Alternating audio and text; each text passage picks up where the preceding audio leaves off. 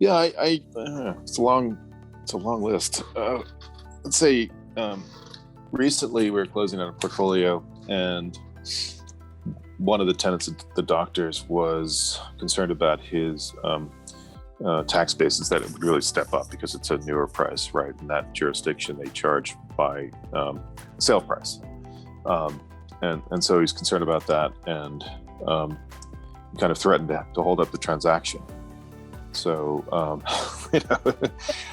it's one of those funny things at the 11th hour. Right at the end, the day before we're about to close. So, all the things are in motion. A lot of money has been spent, and you get kind of the holdup problem. So I had a conversation with him. I guess the previous owner hadn't really interacted with him on that basis or at all. And so we talked and, got to understand his perspective, which is, reasonable. So what I promised and what we're doing is we've got a very good tax consultant working with him in that property to make sure we get the very best tax treatment. And so it's not as big of a hit.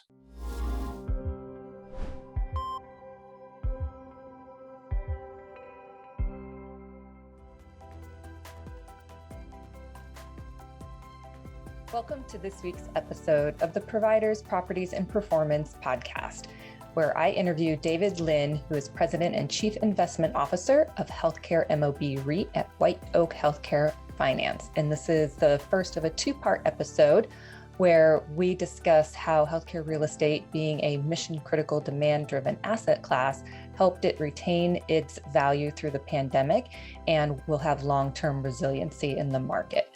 So welcome, David, and I hope you enjoy the interview. So David, welcome to the Providers, Properties, and Performance podcast. Thank you. Well, really, it's a pleasure to be here. So why don't you tell the listeners a little bit about White Oak Healthcare Finance and the Healthcare MOB Real Estate Investment Trust that you're in charge of?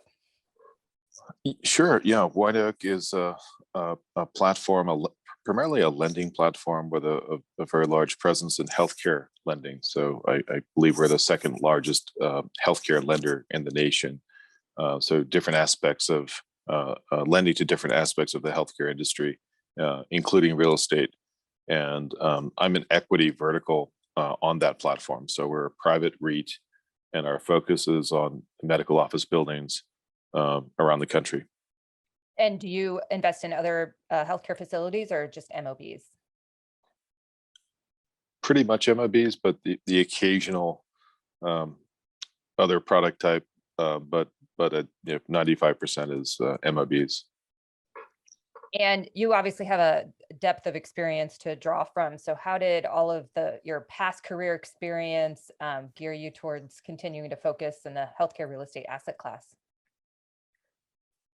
Well, when I was 2 years old, I was building little models of hospitals, and from there it grew. No, I was just kidding. Well, there's a long story and a short story, but I'll give you the shorter story. So, in school, I really loved building, and I studied architecture and engineering, and then went on to do finance and a doctorate, kind of in finance and economics. I guess I started working in development, early in my career, developing retail for the Target Corporation, Dayton Hudson Target Corporation.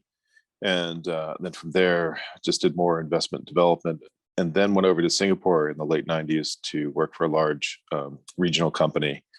And they had a mandate to do medical development and acquisition. So that was part of what I did.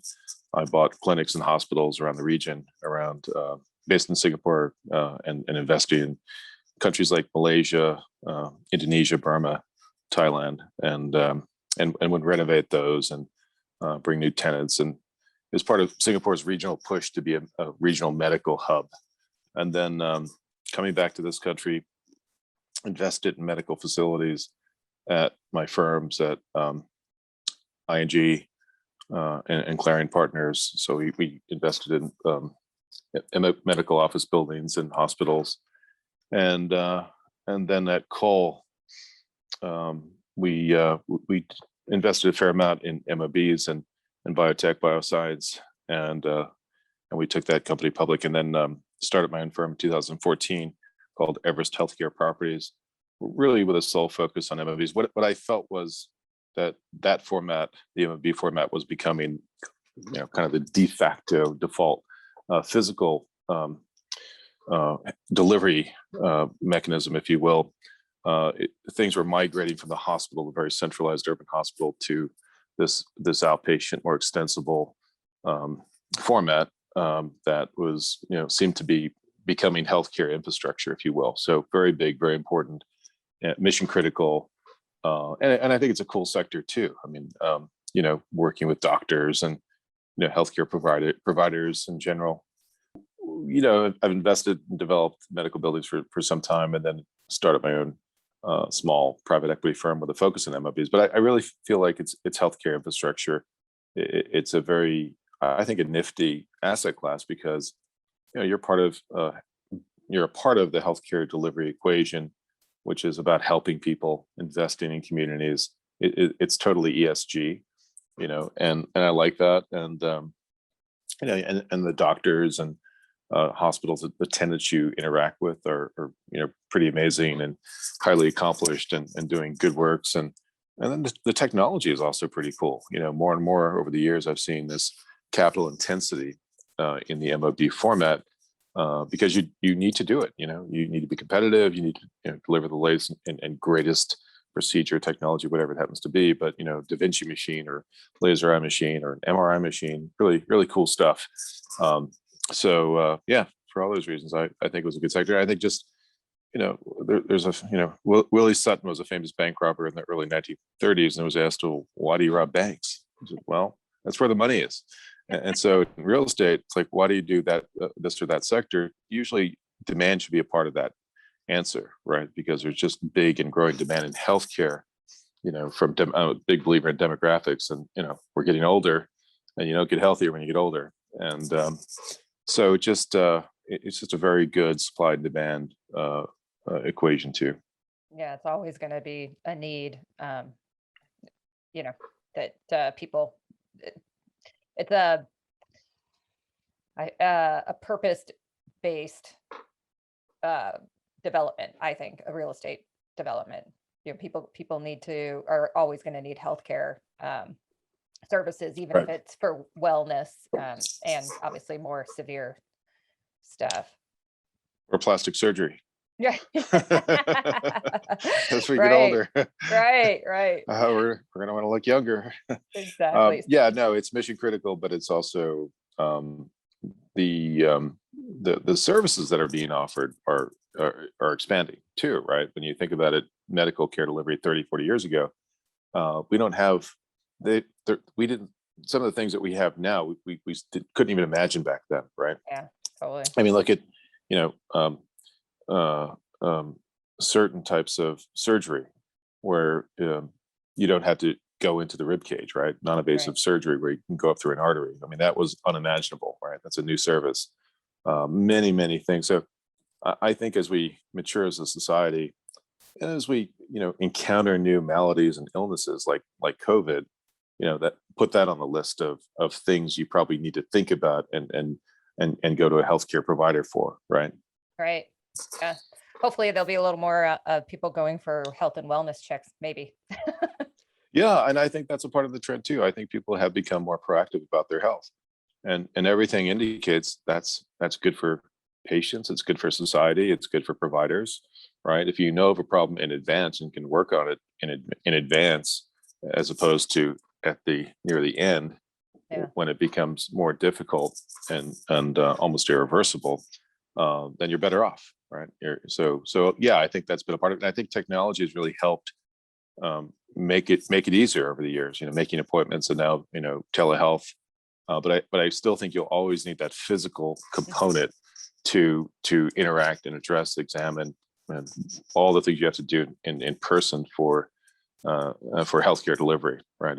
It's not like buying shoes, right? Right. Online, Exactly. you got to actually be there to be examined, and procedures can't happen on your avatar, right? It's got to happen on your physical body.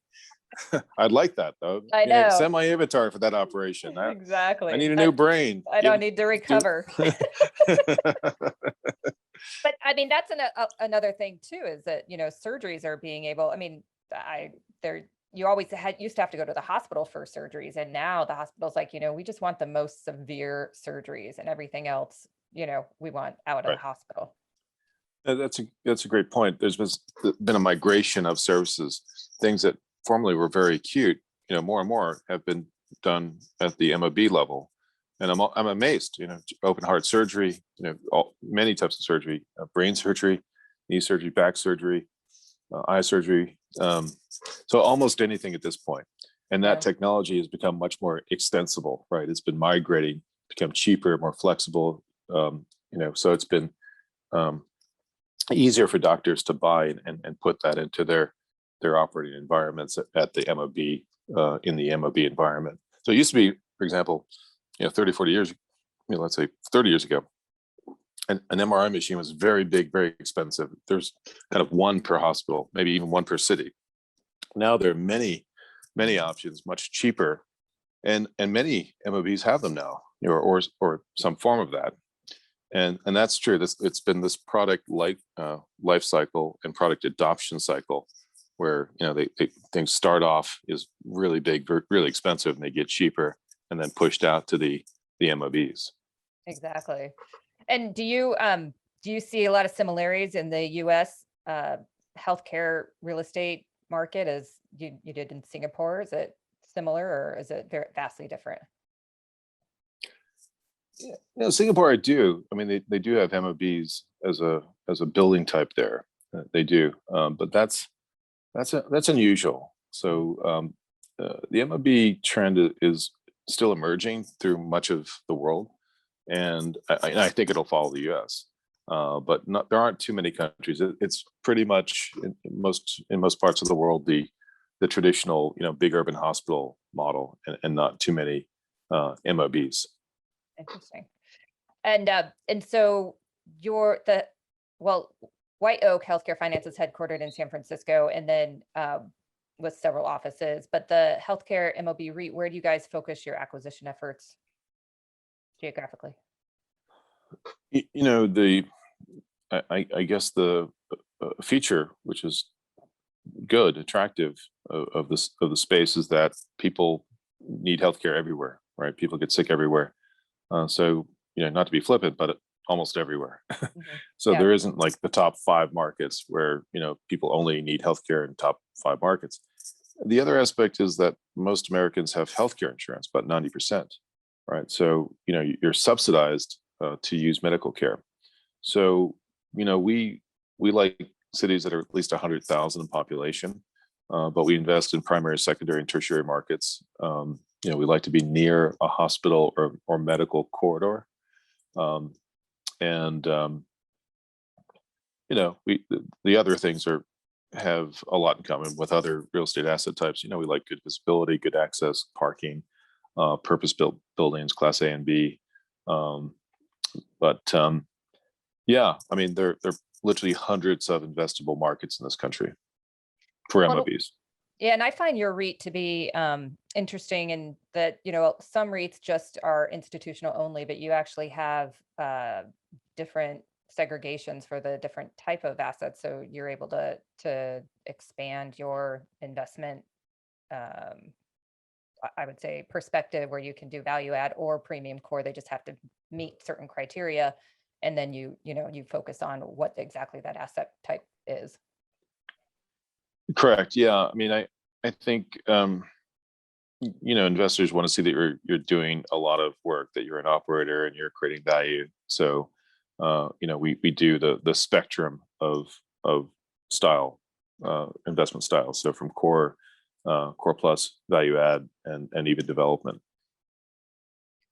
And then when you purchase a physician-owned property, are you guys able to offer some physicians ownership in the property, or shares in the REIT, or how do you address that if they still want to be an investor? Typically, most physicians that I've encountered want to sell the building and would like a sale leaseback. So, but they'd like to monetize their investment in the building, and sometimes that's near retirement, where they're thinking about leaving, retiring. So they'll sell their practice or their share of the practice, and they'll sell the building. Sometimes they want to stay, and we can accommodate that. We're happy to do that. Sometimes they want to do an UPREIT. Probably, I'm sure the viewers know what that is. It's a very advantageous tax treatment. It's a way to defer taxes, particularly if you've got a very low base. So we can do that, and that we convey OP units, operating partnership units, which will be their share of the investment, and there's a potential for us to go IPO in the future, and in that case, those units would transfer into publicly traded shares. Yeah, I don't think anyone has mentioned an UPREIT yet, but those are great options for investors that want to stay in, well, and also not have to bear a bunch of capital gains taxes as well. Right. Yeah. Who knows if that will last? But right now it's a great. It's really one of those. I shouldn't call it a loophole, because it isn't. But it's a great avenue to defer taxes. It's a tool. So I'm sure you have several, but I would love to hear a couple of interesting transaction stories that you can share with the audience, either something memorable or interesting that turned out differently than expected. Sure. Well, that's just about everything. Nothing turns out the way that you planned on going in. Yeah. It's a long list.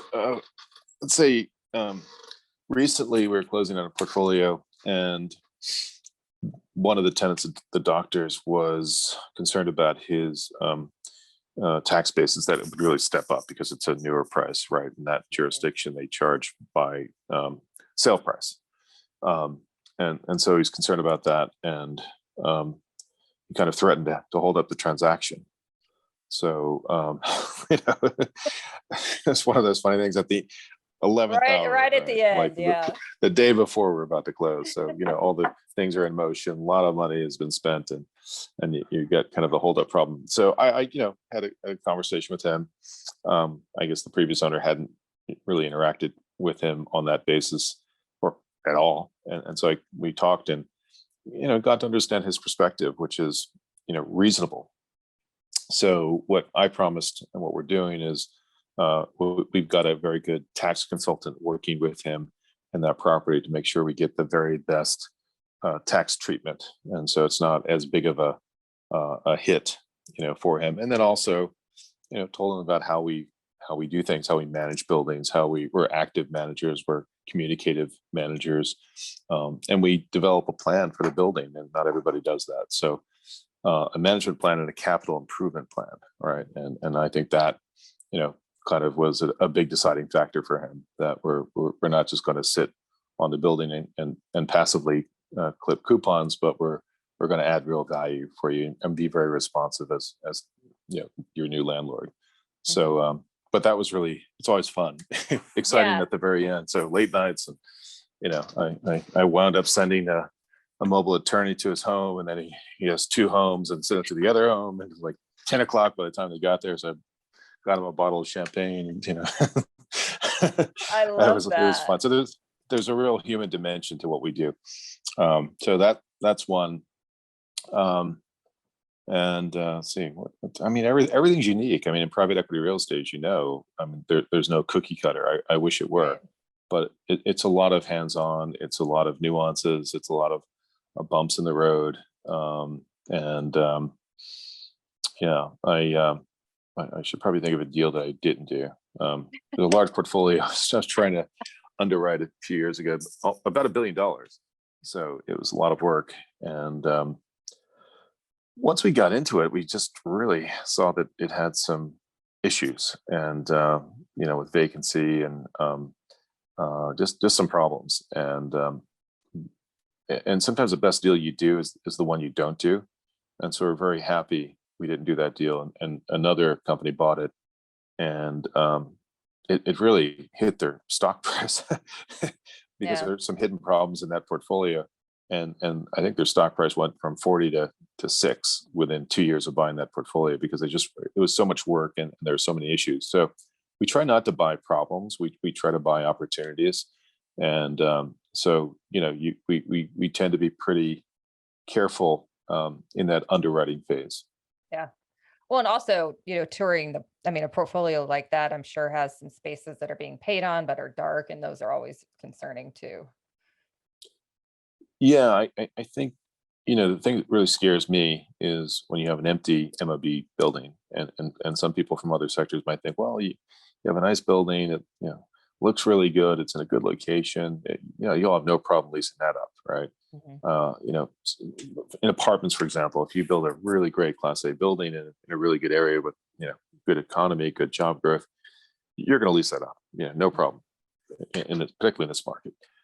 But medical, um, tenants are not that motivated. Their number one motivation is not pecuniary, not money, not the cost of occupancy. It's hard to believe, but it's true. I mean, No, it's usually a very absolutely. small part of their cost pie, right? Usually it's below 10%, Mhm. but they think about other factors about. I think the key one is business continuity, Mhm. or flip side, business disruption, right? Disrupting your business, moving your equipment, confusing your patients, your providers, your partners, getting out of your immediate ecosystem can be a big risk. It can be catastrophic in some cases. So never assume you'll lease up a building through the build it and they will come strategy.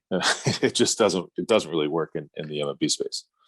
No, and that's before, I think it's been 2 cycles, but when I first got into the industry, it was everybody with a piece of land just said, oh, let's just, build an MOB and they will come.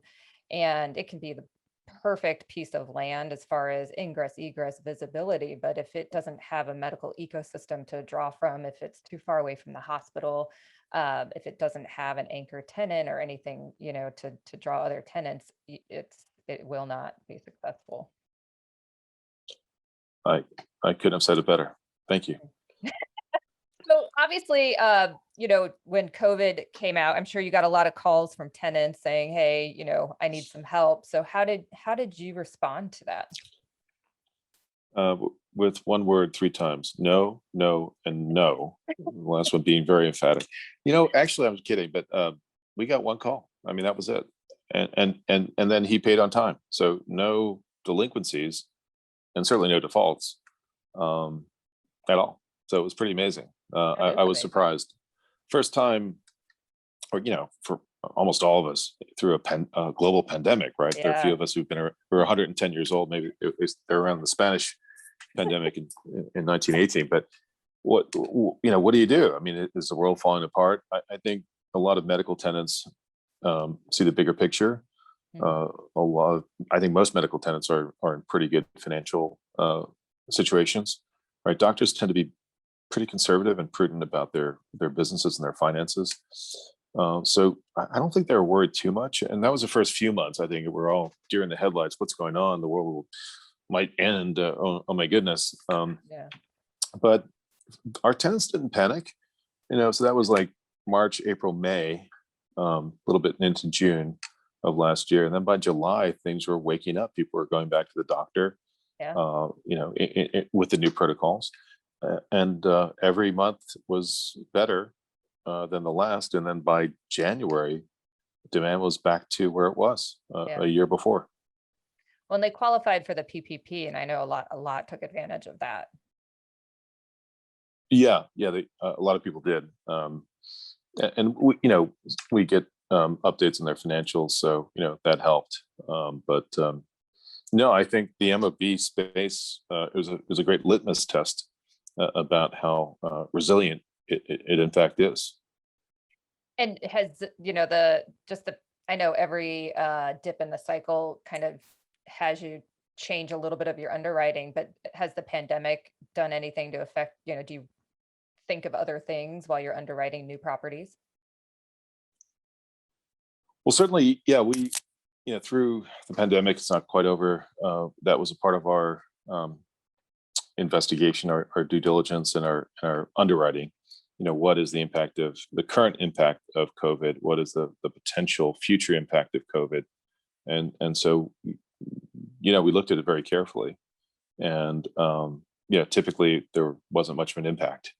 And then in terms of going forward, what things would we look for? I think we'd look for, pay more attention to, clean buildings, so to speak, about, what we can do going forward to, better, purify the air that is circulated. So the HVAC systems and the filters, I think, are something we're going to think about more and more going forward. And then having, in some cases, PPE available, gratis in the building lobby, because I think those new protocols might, they might be permanent or semi-permanent, but a lot of people are still in it. So that's important. And then we looked at even UV lights and the efficacy of that killing virus and bacteria. So those are some of the issues. Yeah, and even if you did them like in the bathrooms, and then probably now it's going to be pretty standard to have a hand sanitizing station next to a water fountain. That's part of that that we're doing in our buildings, in the lobby and in the bathrooms. And it's a inexpensive, easy thing to do. And I think it's one of those things that might actually sink in and become a long-term habit. And it's not a bad habit when you think about it, right? Sanitizing your hands, because your hands touch everything, and then your hands, of course, touch your face. I think there was a study that the average person touches his face something like 60 times a day, or didn't realize it. I don't think I do that that much, but so that's an important. And then the face mask, I think that might actually some people might be more comfortable, particularly in a medical setting, to wear a face mask. Yeah. Or if you're not feeling well, just to say, hey, I'm not feeling well, but I need to be out and about. I can't be laying down, but I'm going to, protect you and, still function. I think it's a good practice. I mean, I lived and worked in Asia, and it's pretty common in some places in Asia, in Japan, for example, when people get sick, they just put on a mask, and, it's really for the public benefit. Yeah, and especially on a plane, like if you're traveling and you have a little bit of a cold, I mean, I think it's nice not to be in an enclosed capsule with a bunch of people, sneezing all over the place. I hear you. I think I got at least on one flight, a very bad flu, but it's also good if you like to talk to yourself like me. No one can tell you have the mask on, and so you're not having a good day, you're not smiling, you have the mask on. It's really good. Yeah, exactly. So where is Healthcare MOB REIT focusing its roadmap for the next 3 to 5 years? Anything new or different, or more of the same? Really more of the same. I mean, it's really about, singles and doubles, the average size MOB for us. And, demographics are good to go where, people are going and growing, but you don't have to be per se, because a lot of people age in place. In fact, most people age in place. They don't really, the majority of people don't go to Florida or Phoenix to retire. Just to look at those fundamentals, the payer mix, demographics, age and incomes, and kind of attributes like that, and specifics of the building, of course. But no, we're not focused on one city or one region per se. And just healthcare real estate in general, medical offices, do you feel like there needs to be more development? Do you feel like development is meeting demand, or do you feel like there's a definite difference in supply and in the demand out there? I think there's a rough equilibrium, probably a little shortage of supply, because it's very difficult to entitle the buildings, to build them. They're purpose built, right? They're not built overnight. They're regulatory issues you've got to be aware of, comply with. So, I think there probably could be a bit more development, not too much. We don't want to flood the market, but I think demand is increasing dramatically. for the existing factors of an aging population, more maladies to treat, right? More technology that can be applied. So those are really pushing demand. And then I think you have COVID, which is, people are terrified about their health, right? It's front and center, top of mind, your health, particularly if you've got, if you do have, unfortunately, pre-existing conditions, right? You're extra sensitive about that. And Right. but for all of us who've maybe been exposed or gotten the virus, there might be longer term effects. We don't fully know yet. Right. It's still being researched. There's still data coming out. We don't really know. So I think, and a lot of people have deferred or just not gone to the doctor in a year and a half, right? So there's a lot of pent up demand, and that ranges from really critical and chronic issues to just, yeah, I need a checkup. I haven't done that in a year and a half. Right. So we'll see that demand as an unwound spring being released over the next 2 to 3 years, I think. Yeah, I mean, I hope the emphasis on health and wellness, because I do think if you know some things that are happening, you can do some course correcting. I mean, obviously, with chronic conditions, you can't, but I think that there's a lot that if we are continually monitoring our health or getting, checkups and certain things are out of whack one year, maybe there's some things you can do before it becomes a chronic illness that requires, a ton of expense and recovery and heartache. Yeah, I completely agree. I mean, that's good for everybody. It's good for society. Reduces the cost of medicine. When you treat somebody, when it's an emergency, and it's when you can't really do very much, it's usually more expensive, and the outcomes are not as good. But I think if this whole thing has taught us anything, the pandemic has taught us anything, it's think about your health and be more proactive about your health. Right? We've seen people with comorbidities and pre-existing conditions having a much higher mortality rate, radically higher. Mhm. And I think, and that's a good number of folks in this country, because obesity is unfortunately one of those, right? And so I think I saw a stat that half of Americans are obese, which is frightening and Mhm. terrible. No. I mean, I'm not criticizing people who are obese, but you have to think about your health, more carefully, right? Because we may not have seen the end of this pandemic. There might be another one. We might be in for, a whole regime of virus, spreading rapidly around the world.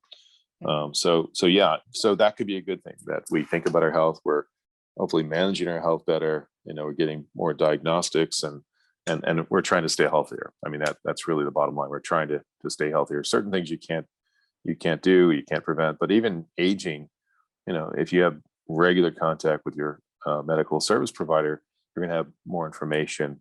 You're going to be in a better position to respond when issues come up. Yeah, and I think education on diet and exercise, and you don't have to, be super aggressive, but if you just walk, I mean, I think I saw, people wanting to walk more, which I think is great. And and I think diet, we have a lot of fast food that is easy and convenient, and people and tastes good because that's what they want. They want you to keep coming back. But I No, we just do. think I mean, being our diet conscious. is a big part of it in this country, unfortunately. I mean, when you travel abroad, to Europe especially, it feels like the diet is, the choices available to you are healthier, and they've never heard of pork rinds, and or Dorito. You can cut that out later, but there That's are true. certain things. I just had a bag of pork rinds last night, so look at me. Um, but yeah, we don't have the healthiest diet, Yeah. and I think we need to be better at making choices. Yeah. Well, I'm going to tap into your brain as an economist a little bit. So, how do you predict that the U.S. economy overall will recover from this?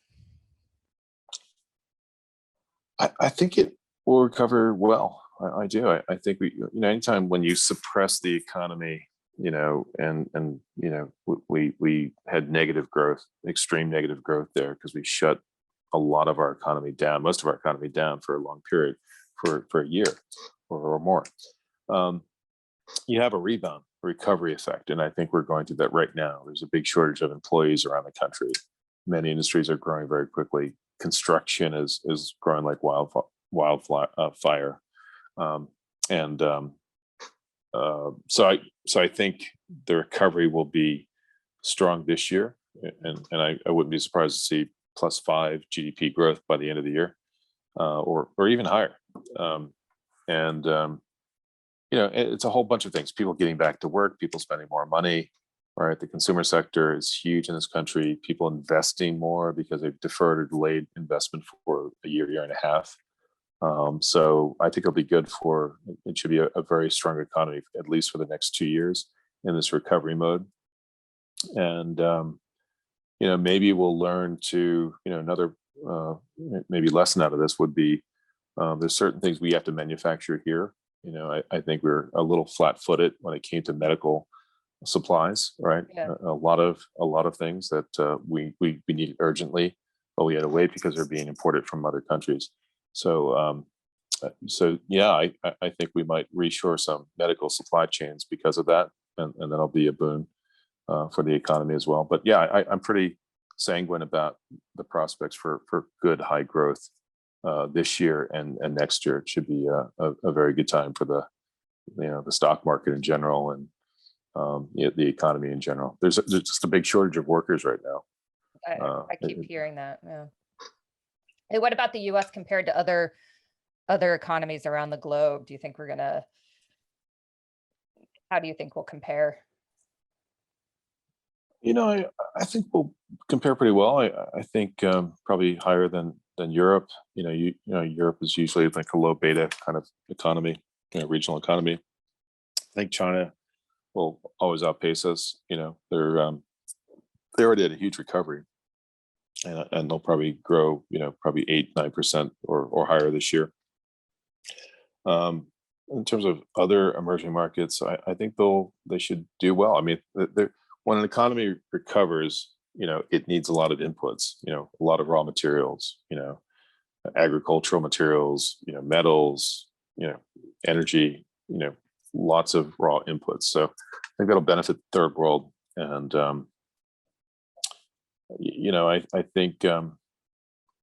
I think globally we should have a very good, very robust economy for the next couple of years. Both developed and developing markets is my view. I like that. Okay, so we're going to move into the get to know you section of the interview. So I'll start with what was your first job? My first job. Wow, that memory lane here. I don't know if my memory banks have enough juice here.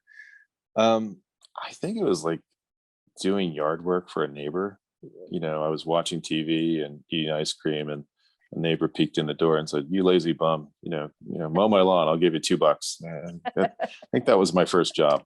My hourly rate, I'm trying to think, it's really dating me. My hourly rate was $1.25, and then it went up, and I was overjoyed when I went to $1.50 per hour. And so yeah, I was like doing handiwork, yard work, and then a paper route concurrently. So I had a local paper route. Very nice.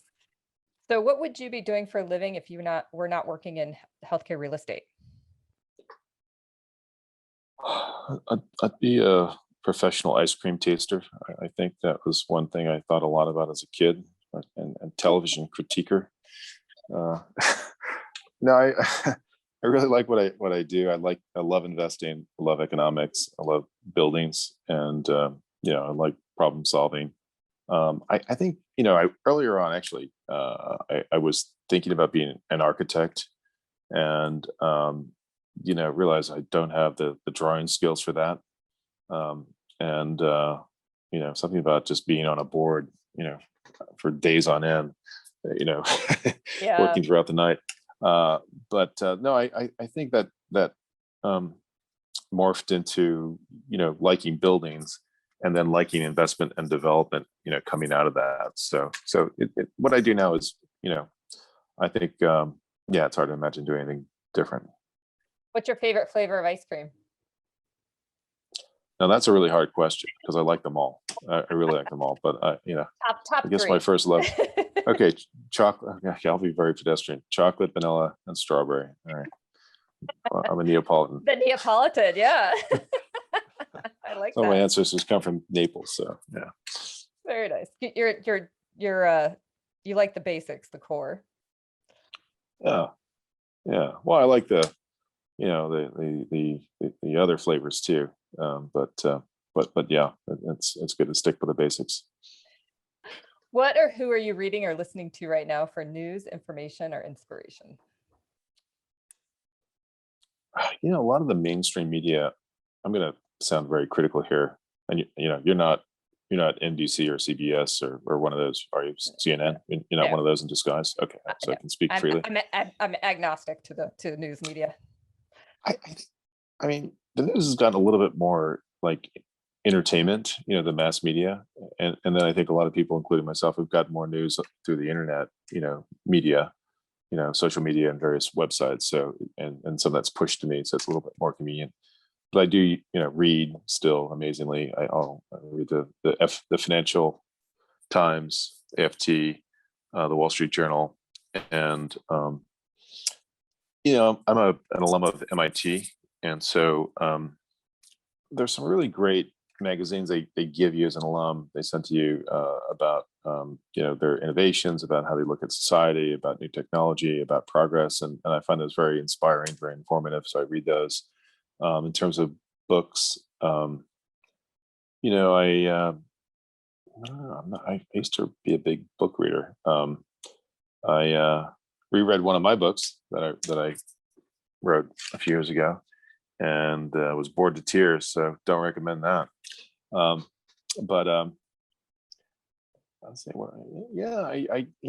it's sad because I used to be a voracious reader, but I don't really. I guess I get a lot of information online these days, right? And it's more like quick hits and a quick read, and I don't sit down with a book as much as I used to.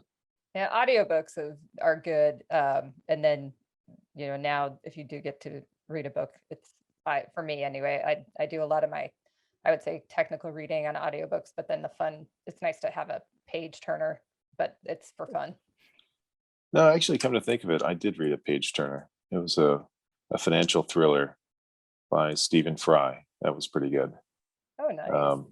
Yeah, it was about an investment banker. He joins a firm and he thinks he's going to, do really well. They promise him a huge bonus. They put him on an assignment, but he's just a patsy. He's a fall guy. And then he, figures it out. And then he, they're about to go in for the kill, right? And charge him for, financial crimes, take all the money. And then he, he flips it back on them, and then they get their just desserts. So that was pretty good. Oh, yeah, I like financial thrillers. Yeah, where it's about finance and investment, and kind of bad actors, and it's fun. What are you reading? So I just finished.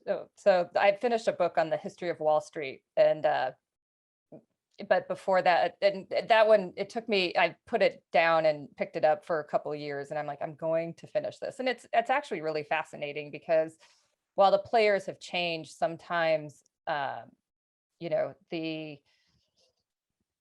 the outrageousness that happens is pretty similar, and then regulation has to come in to monitor it and make sure it doesn't happen again. But as far as the flow of money and the history of it, it's incredibly fascinating. Actually, I went to New York City in a trip a couple years ago, and one of the things I wanted to do was go to the Morgan Library, and I loved it. So it was great. Oh, I love that library. Yeah. Yeah. And they talked about in the book, they talked about how JP Morgan, he took all the, industry titans of finance, and Wall Street was having some issues, and he put them in the library, and, has those big wooden doors, and they closed them, and he wouldn't let them out until they figured out how to solve it. So. Yeah. I remember that anecdote as well. Yeah. So that's a great old building, and there's a new part of that building as well. Yeah. So I thought that was good.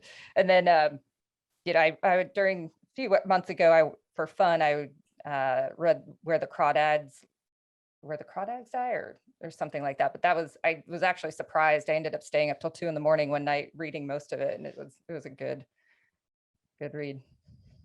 All right. Mhm. Well, they both sound really good. I Yeah. might look for this. So what is one thing you do every day for healthy self-care? Drink a glass of whiskey on the rocks. No, I'm kidding. Um, no, not much. I should do more. I'm around health, healthcare, and but not much. Well, it sounds like you're news reading. I mean, that takes some time to, sit and digest. Yeah, but I've got to, I'm going to get back to. I think I kind of became more sedentary over the last year and a half with COVID, quite frankly, and so I used to work out pretty much every day and try to play a sport, tennis or something, basketball. But I'd like to get back to that. Yeah, it's.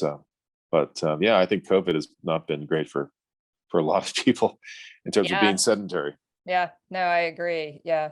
The getting back into, a lot of those things. Well, and a lot of the, even, adult teams, they weren't playing and stuff. So it was really hard to find.